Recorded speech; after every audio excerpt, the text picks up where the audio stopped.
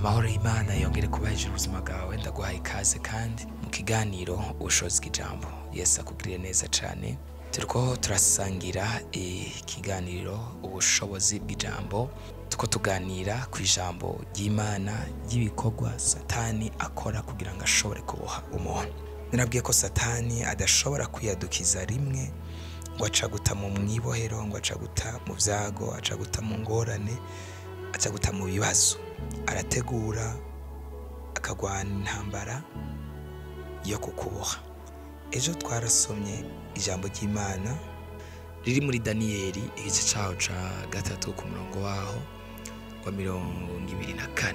Uvuga ngo maze umwami Nebukadineza asimbwa n'umutima, ahaguruka n'ingoga abaza abajanama biwe ati, mbega hajyane twatereye mu muriro abantu 3 baboshwe?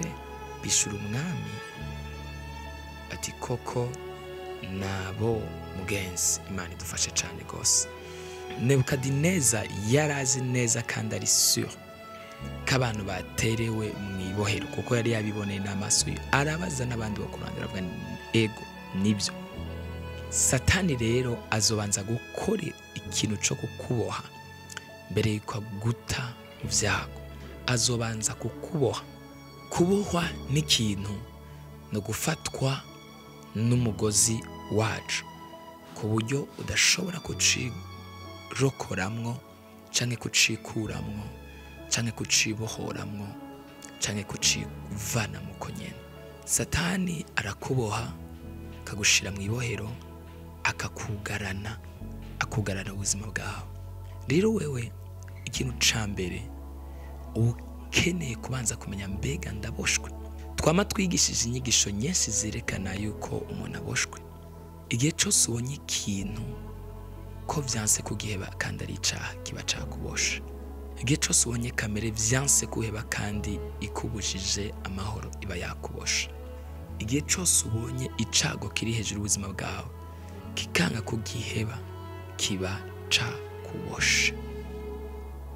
Mana yo mwijuru rero ikubohore kandi igutabare kandi gushigikira kandi kugirira ubuntu kandi kugwanirire kandi gushoboza kugira ubwenge no kumenya ubwenge, kugira ngo ikintu cyose cyari kibosha ubuzima bwawe gitsindwe, gihagarikwe, gikugweho.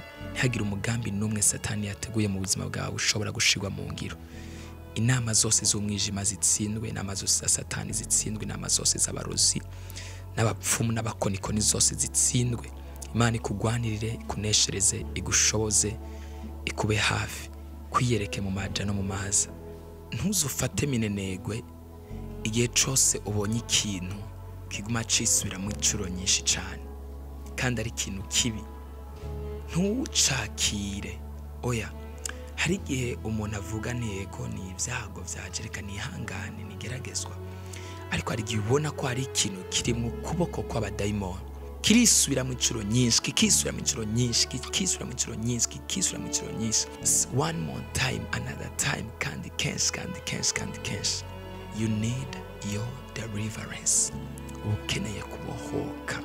Abadayimoni bababusha ubuzima bwawe, babafasha ubuzima bwawe. Imana rero igushoboze kandi igufashe kandi kubohore mu izina rya Yesu. Ubuntu bw'Imana n'imbabazi z'Imana zibe hejuru ubuzima bwawe. Shalom.